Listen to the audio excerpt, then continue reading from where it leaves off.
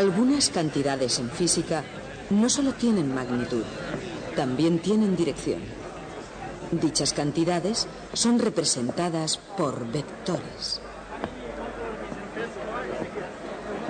Hay cosas que son estrictamente cuestión de puntos de vista. Por ejemplo, Copérnico decía que todos han mirado siempre el universo desde el punto de vista de la Tierra. ¿Qué ocurriría si mirásemos desde el punto de vista del Sol? Y ya saben ustedes cuál fue el resultado. Se desmoronaron los cielos. Por eso, el punto de vista de ustedes no deben tomarlo a la ligera. Una vez que se ha elegido un punto de vista, se necesita tener unos medios de describir exactamente dónde está algo y qué camino sigue. ¿Cómo hacerlo? Los jugadores de ajedrez, por ejemplo, tienen un sistema para decir dónde está cualquier pieza sobre el tablero y cómo se mueve. Los niños jugando al juego de los barcos encuentran también la forma de explicar exactamente dónde está algo. También nosotros, los científicos, al igual que los niños o los ajedrecistas, también tenemos que tener algunos medios para describir exactamente dónde está algo. Al norte del Océano Pacífico, cuando hay un acorazado en juego, no está seguramente implicado en un juego de niños. Este es el centro de guardacostas Alameda, en la bahía de San Francisco. Y aquí los métodos para localizar un barco, para enviar uno en el instante mismo que llegue la información, son estrictamente profesionales. Tanto en horas de vigilancia sin incidentes como en momentos de crisis en alta mar, el guardacostas de los Estados Unidos siempre cumple con su deber con una enorme variedad de formas y de medios. Cartas de navegación muy detalladas y precisas, una gran familiaridad con la bahía y las aguas de los alrededores, una electrónica muy sofisticada, dispositivos de rastreo de alta precisión, personal sin igual en las costas norteamericanas. Con estos recursos cuentan los guardacostas de los Estados Unidos. Y fuera de la vista, pero nunca olvidados, están en su poderosa ecuación de talento, entretenimiento y tecnología las herramientas de la matemática vectorial. Una magnitud que tiene módulo y dirección es un vector y se representa por una flecha. La dirección de la flecha es la dirección de la magnitud y su longitud indica su módulo. Desplazamiento, velocidad, aceleración son todos vectores. En las ecuaciones, los vectores se escriben en negrita. Las magnitudes corrientes, como tiempo y masa, son escalares. En las ecuaciones, los escalares se escriben en bastardilla. El módulo de un vector también es un escalar. Se representa por la misma letra, pero en bastardilla. Con vectores, incluso las operaciones matemáticas más familiares adquieren un nuevo significado. Por ejemplo, si dos vectores se suman juntos, la suma no es simplemente un número, es un nuevo vector. Los vectores también se pueden restar uno de otro y el resultado es otro nuevo vector. Por supuesto, si el guardacostas utiliza los métodos científicos, clásicos o no, sus herramientas están al minuto y listas para ser utilizadas. Un oficial recibe una señal de peligro. Y al margen de lo que el futuro le pueda deparar al atender la llamada, él está preparado. Tiene que estar. En el desempeño normal de su labor, el guardacostas salva todo tipo de animales marinos. Y de hecho, salva incluso a los que sería mejor estuviesen en tierra firme.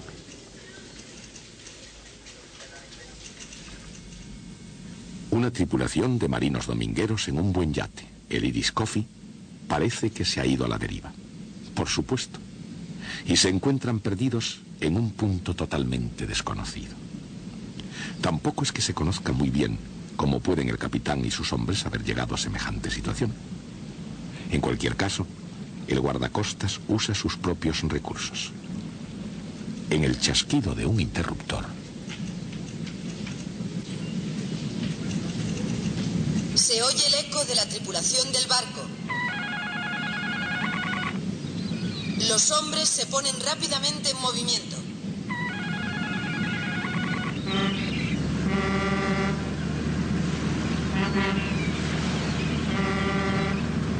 pero espera un segundo. Este acercamiento puede no ser necesario. Al menos por el momento, desde el punto de vista de la tripulación del yate. Mientras haya bebidas a bordo, no hay todavía situación de peligro en el Irish Coffee. Malcolm Bogart y Percival Flynn, hombres valientes que en alta mar adquirieron su bravura de su jefe, el capitán Duke. Tanto si el peligro es inmediato, como si solo fuera potencial, los guardacostas de los Estados Unidos nunca lo toman a la ligera. Irish Coffee, aquí el guardacostas. Indique situación y naturaleza de su dificultad. Aquí Irish Coffee. Tenemos problemas y estamos en algún lugar fuera de las costas de San Francisco. Atención, Irish Coffee. Sintonice el canal 13 en su monitor y póngase en contacto con nosotros cada 15 minutos. Estar perdidos en el mar no es cosa de risa. Y si se trata de alguien que no está debidamente preparado para ello, puede hacer que la situación sea todavía más peligrosa. Y en particular, cuando estas coordenadas se encuentran en el mapa de calles de San Francisco. Sin embargo, hay algo que se debe aprender aquí. Estas líneas forman una cuadrícula rectangular, al menos en cuanto lo permite la forma esférica de la Tierra. Cualquier punto de este mapa se puede localizar determinando sus posiciones horizontal y vertical. Por ejemplo, imagine un lugar en el mapa marcado con el punto rojo. Supongamos que el punto rojo tiene su coordenada horizontal x menos 150 kilómetros y su coordenada vertical y menos 124 kilómetros. Cualesquiera que sean las distancias en tierra, mar o en aire, un sistema de coordenadas es de vital importancia para todo plano. Los planos de las calles en las grandes ciudades llevan cuadrículas. Y como el de Nueva York, cada plano tiene su sistema de coordenadas. Pero incluso con lugares famosos, tales como el Central Park, o Boston Common, o la Casa Blanca, en la avenida de Pensilvania. Los planos pueden desorientar a quien no esté familiarizado con cuadrículas rectangulares. Por supuesto, para los oficiales de policía o para los taxistas, esa cuadrícula es simplemente un modo para ir de un sitio a otro. Pero para algunos, encontrar el camino por el mundo presenta un reto. Un reto como el que tuvieron estos hombres que realmente comprendieron el significado de la palabra coordenada. En la historia de las matemáticas, René Descartes y Pierre de Fermat escribieron el capítulo de introducción a los sistemas de coordenadas. En el siglo XVII, estos eruditos franceses tramaron ingeniosamente un esquema para conectar la geometría con el álgebra. Al mismo tiempo, pero al otro lado del Canal de la Mancha, John Wallis desarrollaba una teoría en términos semejantes. Aunque Carl Friedrich Gauss fue el primero en introducir la idea de número complejo y más tarde inventó el nombre.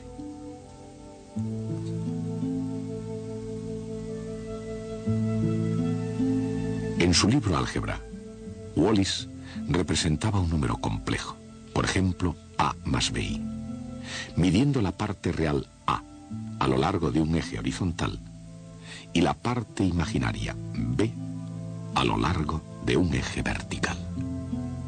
Aún hoy los números de un plano cuadriculado pueden parecer complejos. Si los caminos en las grandes ciudades pueden parecer confusos, piensen ahora en el apuro de los extraños en el mar. ¡Ahí, mira! ¡Es una avioneta! ¡Sacad las letras! ¡Deprisa, ¡Vamos! deprisa! ¡Corre! ¡Antes de que se vaya! ¡Corre!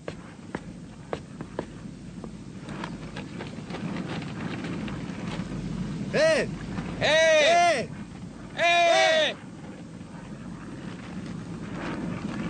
Perderse sin un buen mapa le ocurre a cualquiera, pero que le encuentren a uno que no tiene mapa da un poco más de trabajo. Para aproximarse a una nave a la deriva, el guardacostas tiene a mano diversos métodos de hacerlo. Uno de ellos se llama triangulación. Se establecen dos ángulos diferentes de recepción de radio usando antenas direccionales y se trazan unas líneas rectas hasta su intersección. Si ahora el guardacostas fuera a triangular Y si el mar fuera tan previsible como son las matemáticas, el Iris Coffee debería estar más o menos aquí. Eso suponiendo que el Iris Coffee se estuviese quieto, lo que es mucho suponer. Los barcos suelen ir a la deriva, a merced de las corrientes marinas. No basta conocer su posición en un tiempo fijo. El guardacostas necesita saber también el rumbo y la velocidad con que el Iris Coffee va a la deriva. ¿Hacia dónde va? ¿A qué velocidad? Bien, obviamente el capitán tiene una nueva forma de enfocar el problema. No va a encontrar tales respuestas en las páginas de Moby Dick. Lanzar señales de humo no parece que conduzca a parte alguna. Otra señal de socorro probablemente no va a perjudicar más. Aquí Iris Coffee, fuera de la costa de San Francisco. Por favor, contesten. Estamos fuera Si de la Bogart costa de diera San al guardacostas una segunda posición, el cuadro podría parecer algo así. Aquí Iris Coffee, por favor. Ambas posiciones se unen por una flecha, desde la posición 1 hasta la posición 2. La dirección de la flecha muestra cuál es la ruta por la que el barco va a la deriva. Su longitud muestra la distancia. Esta flecha se llama vector desplazamiento. Con más información, el guardacostas podría estimar el rumbo del barco a la deriva, uniendo los vectores desplazamiento, el origen de uno al extremo del otro, lo cual es justamente la suma de vectores. Ellos podrían estimar también la velocidad con que va a la deriva, dividiendo los vectores por el tiempo entre las señales recibidas.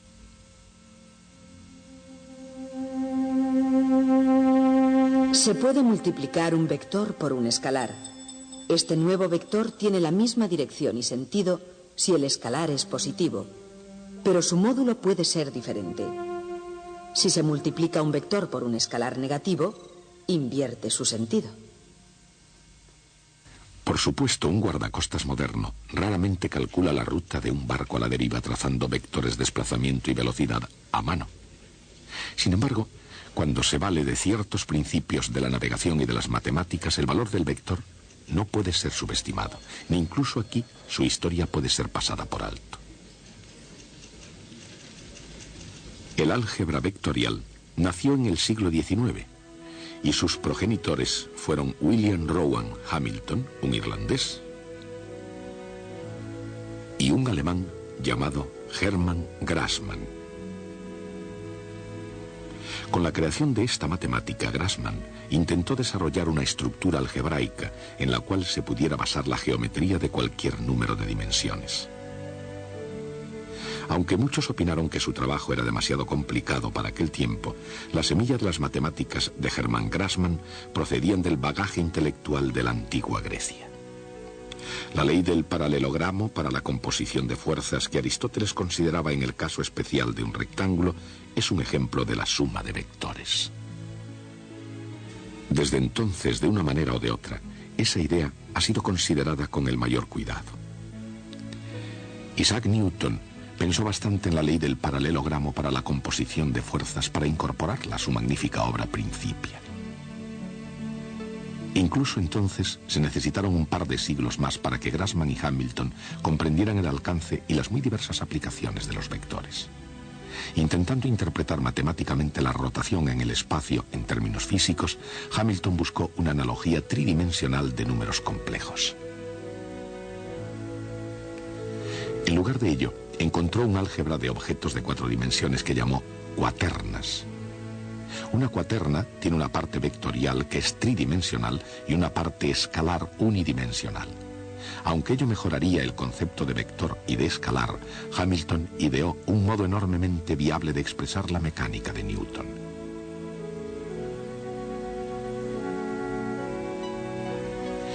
James Clerk Maxwell, un pionero en electricidad y magnetismo, vio el brillo teórico de las ideas de Hamilton. Pero aún así, en general, no fueron aceptadas para ser efectivas. El contenido y la forma tenían que ir a la par. Mientras que la teoría de Hamilton era muy sencilla, su forma era demasiado complicada para poder sobrevivir. Pero en esencia, sin embargo, la teoría sobrevivió. En el siglo XIX, el profesor de Yale, Josiah Willard Gibbs, tomó las ideas originales de Hamilton y Grassmann y las aplicó a la física teórica. No obstante, muy reacio en aceptar ideas ajenas, Gibbs esperó 2 décadas antes de permitir que E.B. Wilson reordenara sus notas en forma de libro. Finalmente, con su publicación en el año 1901, los vectores dieron la vuelta al mundo hasta que, igual que el sonido de la música, pudieron ser escuchados en casi todas partes donde había encuentro entre personas. Por supuesto, el álgebra vectorial, como la notación musical, requiere práctica. Incluso a bordo del Irish Coffee, un poco de ejercicio no empeoraría mucho la situación. Y en cualquier caso, al contrario que en la lírica de ciertas canciones, los vectores tienen muchas aplicaciones.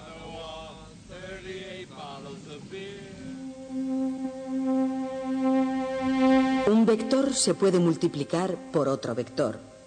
El producto escalar de A y B es un escalar que mide la tendencia de 2 vectores para apuntar hacia la misma dirección. A escalar B es igual al módulo de A por el módulo de B por el coseno del ángulo que forman.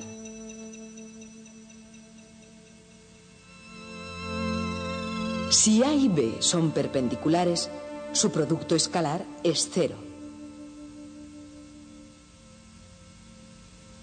El producto escalar de un vector por sí mismo es justamente el cuadrado de su módulo.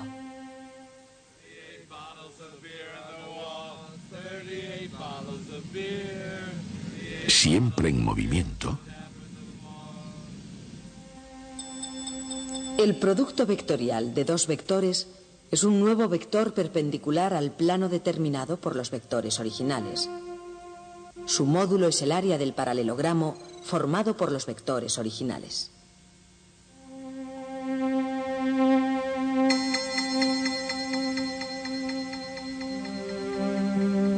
Su dirección se determina por la regla de la mano derecha. El producto vectorial mide la tendencia de 2 vectores a ser perpendiculares y es una de las herramientas más eficaces para describir la rotación o giro de los objetos.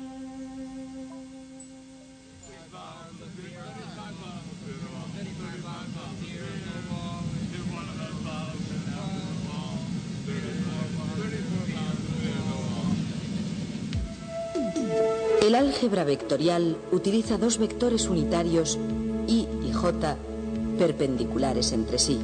Un pequeño sombrero sobre el vector significa que tiene módulo 1. El vector desde el origen hasta el punto con coordenadas X, Y es la suma de 2 vectores perpendiculares, un vector horizontal, XY, y un vector vertical, YJ.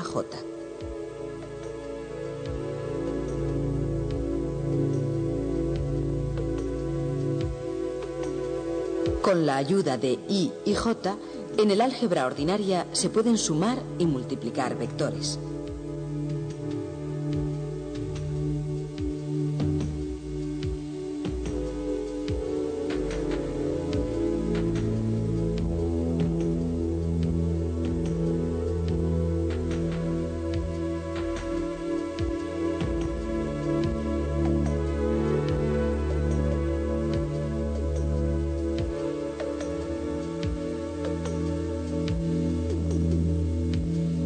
En un espacio tridimensional se usa un tercer vector, K.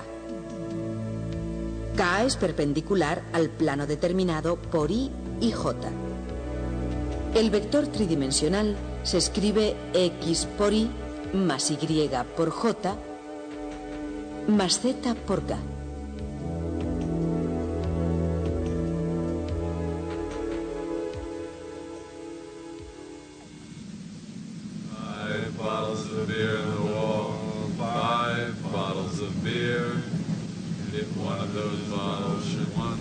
Lo que dice una canción es una cosa y lo que hace un barco en movimiento es otra muy diferente, especialmente si va a la deriva en el mar. Recordemos, antes de la primera señal de peligro, el viento era suave, el mar estaba en calma, el día era perfecto para una diversión buena e inocente. Pero las condiciones cambian y el Irish Coffee ya no está donde debería estar ni es lo que solía ser. De nuevo, el viento en el mar es una fuerza con la que tienen que contar el capitán y la tripulación, puesto que la velocidad del viento tiene magnitud y dirección. Es una cantidad vectorial. Y lo mismo sucede con la velocidad de las corrientes. Y así ahora, yendo a la deriva con viento y agua, pero yendo rápidos a ninguna parte, estos hombres están perdidos. Hasta que finalmente se den cuenta de ello. Por supuesto, si el capitán fuera mínimamente aficionado a las matemáticas, trataría de imaginar cómo ayudar al guardacostas. Él habría determinado la posición de su barco. Quizás a unos 150 kilómetros al oeste y 124 kilómetros al sur de la base de guardacostas Alameda. Habría calculado la velocidad del viento, digamos 40 kilómetros por hora viniendo del sur. Habría calculado también que su barco era empujado a una velocidad media de unos 2 kilómetros por hora, exactamente hacia el norte. Sin embargo, cuando los hombres del Irish Coffee cayeron en la cuenta de que el capitán Duke podía ser muchas cosas, pero no matemático, no le censuraron. Si se tratara de vectores, coordenadas o cualquier otra cosa que se pueda usar para rescatarlos, el capitán no tiene lo que hace falta, a no ser que le eche una gran imaginación.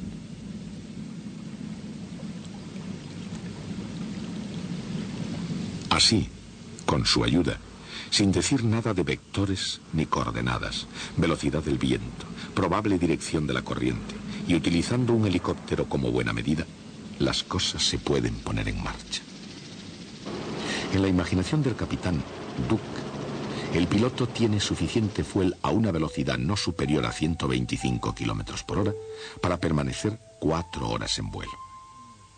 Digamos que 2 horas para llegar hasta aquí y 2 para volver. Y 230 kilómetros como máximo cada recorrido. ¿Podrá llegar el helicóptero hasta el Irish Coffee? Y ciertamente es importante. ¿Podrá después volver el piloto a su base? El viento se lleva al helicóptero exactamente hacia el norte a 40 kilómetros por hora, o sea, en 2 horas, 80 kilómetros hacia el norte. Así, si el piloto volara a lo largo de uno de esos vectores, terminaría fuera de su alcance. Él no volaría más lejos porque no podría contar con un viento constante que le ayudara a volver a la base. La situación no es tan mala como parece. ¿Por qué? Porque el Irish Coffee también va a la deriva hacia el norte a 2 kilómetros por hora. En 2 horas habrá avanzado 4 kilómetros exactamente hacia el norte, lo que le situaría al borde del radio de acción del helicóptero. Contando con la velocidad del aire, la velocidad del viento y la velocidad del barco a la deriva, el piloto puede estimar la dirección correcta y alcanzar al Irish Coffee. ¿Es eso posible incluso en la imaginación del capitán? Sí. Y la respuesta en realidad debería ser obvia. La trayectoria del helicóptero y su desplazamiento por el viento se combinan o suman como vectores. Estos cálculos tan sencillos como son serían vitales si el guardacostas norteamericano pudiera leer el pensamiento del capitán Duke. En lugar de eso, ellos marchan según un plan suyo. Se oye el eco de la tripulación del barco. Los hombres se ponen rápidamente en movimiento. De hecho, el Irish Coffee está a unos pocos kilómetros al sur de las Islas Farallón, cerca de la bahía de San Francisco y a una distancia en la que casi se oyen a gritos. Así que el capitán Duke y sus hombres pronto estarán a salvo, y antes de que su almacén de bebidas se haya vaciado, ya se encontrarán en tierra firme. Y hasta que aprendan sus lecciones de navegación, por no decir nada de vectores, ahí es donde deben estar. Hasta Copérnico, el centro de la Tierra había sido el centro del universo. De hecho, si leen bien la teoría, la misma idea de posición, ¿qué significaba? Solamente algo que estaba en relación con el centro de la Tierra. Entonces llega Copérnico y realiza una operación matemática rutinaria escribiendo las ecuaciones de las órbitas planetarias en un sistema de coordenadas diferente. El mundo nunca es otra vez el mismo. Pero eso es engañoso. hace que suene como si lo importante fuese tener un sistema de coordenadas correcto. Y después de pensar, la conclusión que nosotros sacamos es que todos los sistemas coordenados son igualmente buenos. Copérnico dice que el origen debería estar en el Sol, y el guardacostas dice que el origen debería estar en su estación coordinadora, y ambos tienen igualmente razón. Podemos decirlo de un modo más profundo. La idea es que las leyes de la física son exactamente las mismas en todas partes. Las leyes de Newton actúan exactamente igual en la nebulosa de Cáncer como en Kansas City. Y porque nos lo creemos, necesitamos una forma de expresar esas leyes que funcionan igualmente bien en todos los sistemas coordenados. Y esa forma son los vectores. La misma idea de un vector es ya algo desconcertante porque tiene un tamaño y una dirección, pero no tiene un lugar.